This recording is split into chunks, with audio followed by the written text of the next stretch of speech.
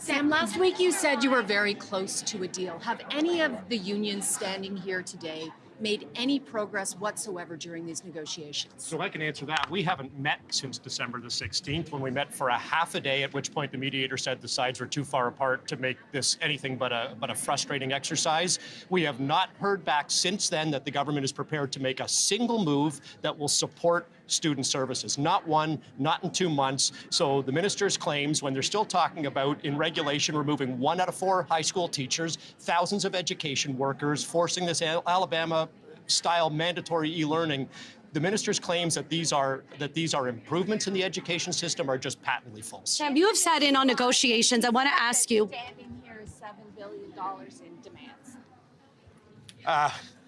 You know, I don't know what's inside his head, so I'm not going to attribute motive. What I am going to say is he's dead wrong. His numbers don't add up. There wasn't a reputable media outlet that I saw that repeated that $7 billion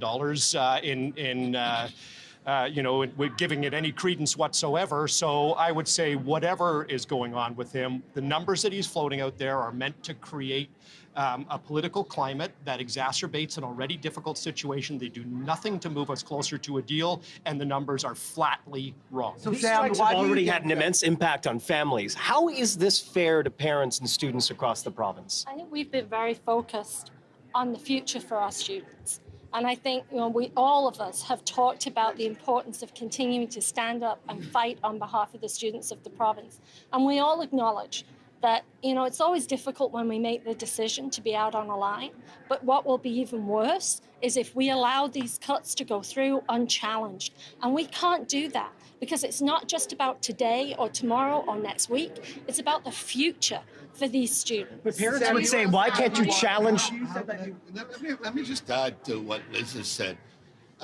There's nothing fair or reasonable in terms of what this government is doing. Just let it sink in. We were at the table. We waited 41 days and got 3 days of meetings only to have this minister and the government scuttle a deal. Just think about what Harvey said here. December the 16th is the last time they met.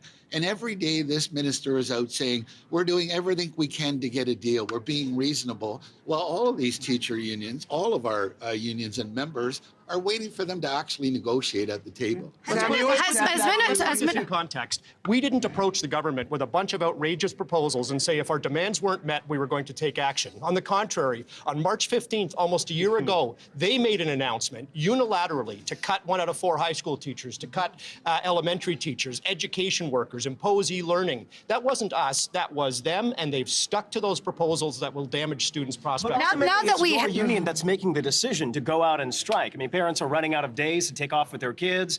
Parents are running out of options, and at some point it cuts into their. But at some point it cuts into their personal finances, right? So what do you say to those parents? I mean, is this fair that unions keep putting them in this position? Well, keep putting them in this situation. I would say this is the first time in 20 years that we are where we are. So that's very important. The other thing is, yes, we're asking a big sacrifice of everybody. But like I said, it's a bigger issue than just a union issue, what's going on here. They are trying to return back to 10 years ago in education. We need to invest in education. We need to find ways. Usually when we're at their table, we're looking for solutions. Let me tell you, there's no looking for solutions at the table. It's all about cuts. Now that we have all 4 of you here, I just want to ask, now that we have all 4 of you here. OK, en français, la même chose? Oui, donc ce que je viens de dire, c'est que ça fait 20 ans. On ne s'est jamais retrouvé dans cette position-là d'être en grève. Et se retrouver ici, ça nous fait mal au cœur, ça nous brise le cœur, c'est certain. Mais je vous dirais que c'est important de le faire. Et si c'est les enseignants des enseignants qui doivent protéger l'éducation langue française et l'éducation en Ontario, bien on est prêt à le faire et nos membres sont derrière nous. Sam, you have said that you want this education minister replaced. Is the education minister the problem? Do you think that you could negotiate better with someone else? Or is that going to be someone with the exact same marching orders from the premier? Listen, I think that this is a government problem. This is the premier's problem. And specifically, it is the minister's problem as the government's point person. I called for his resignation or for the premier to remove him based on what I heard in person today for the first time. I've seen it in the media, but to actually sit in the same room with this minister who is supposed to be advancing education world-class education system in this province and supporting students to listen to what he said. It's time. So are you on the same page on that, though, guys? Or do you guys all want Stephen Lecce replaced? I want a government that's going to commit to providing services for students, just like we were able to only a year ago, and they've already cut those. But it's absolutely unhelpful to have a Minister of Education, of all people, discredit my members' commitment to the students they work with every day. And every time he gets to a podium and says the things he says, he discounts that commitment that my members have, and that is beneath the dignity of his office. AEFO is 12,000 members. It's not me. And when he discredits the union bosses, he's discrediting 12,000 students. So I think it starts at the top. So So why today and why now? What was the breaking point for you guys to come together and do this on the 21st? There's no breaking point. We have been together in this fight since day one, and we have been doing what we're doing individually and our members, and we've been doing it together. Our members have been supporting our colleagues on their lines. We're just at a point where this has become a fight that we need to step forward in a different way together, and we're doing that. Just now that we have all four of you here, just to clarify, because I know, Sam, recently you said you've sat in on negotiations, even though you have a team available to do that on your behalf, I'm there every day. and the minister has not. Has he sat in on any of your negotiations? Never. Would that be Never. helpful, you think, at this point, or just not matter to Travis's question if he participated? Well, further to Sam's point, and we did experience this at the table. When you sit across the table from people and you're bargaining with them, and then all of a sudden you find out that they're not authorized to bargain, and they remove the deal that they brought before you. When you have a minister who's out in public making statements that are patently untrue, like that are provably incorrect, how are we supposed to sit across the table from such an individual and actually trust whatever they may be saying? And bargaining is about trust. And what we're saying here today is certainly on behalf of my members, a 97.1% strike mandate. I hear from them all the time about what's happening in their classrooms, about what's happening to the students they serve. I know we've all been looking and hearing from our members about next year for students, because we can't negate that. Students right now are making course selections for next year, and they're not able to get the programs they need.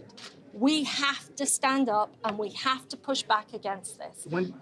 Frankly, we need to have a commitment from the government to actually talk about doing what the minister likes to say in sound bites, which is making this education system the best in the world. To do that, you have to invest. I'm sorry, do you think the government is intentionally pushing you all into strikes? Well, they don't. It's obvious they do not want to get a deal. But they have, based on our last 3 days, and I'll only speak for ETFO, that they have no interest in getting a deal. They did not come to that table to get a deal. So what you'll have to ask them what their motivation or their plan is. But I can tell you without hesitation that they have not in any way been working with us on behalf of students and our members in this province. When did you guys decide on the 21st? Because we're told that this falls on the same day as the start of the policy convention for the PCs in Niagara Falls, and apparently there are buses that the union has booked to go down there. So when was this decision made? Fairly recently, over the last several days. Did the government have notice? I mean, I know you only have to provide 5 days notice of job action, so it's beyond that. Did you provide notice to the government? We have provided notice through the usual channels that we do. So we've, through the School Boards Association, through the Crown, they had notice, yeah. as a courtesy. Can you see yourselves striking a deal individually, or do you feel like you're all in this together now? And if one of you doesn't get a deal, none of you do? I think we all have somewhat different issues on the table. That's the nature of the cuts that this government has already begun to impose. So I believe that individual bargaining is what is required. Makes it very difficult when we haven't even been at a bargaining table since December 16th to move forward. But to Laura's question is, has this now entered a new phase? Are we going to see the unions altogether going out en masse now? Because up until this point, it's been individual unions on individual days. So we're going to continue to assess the environment that we're in and determine what action, if any, is required. We're going to continue to balance that with our concern for students and especially for their long-term future. And we'll make those decisions at the appropriate time. Okay, thank you very much, everyone. Thank you.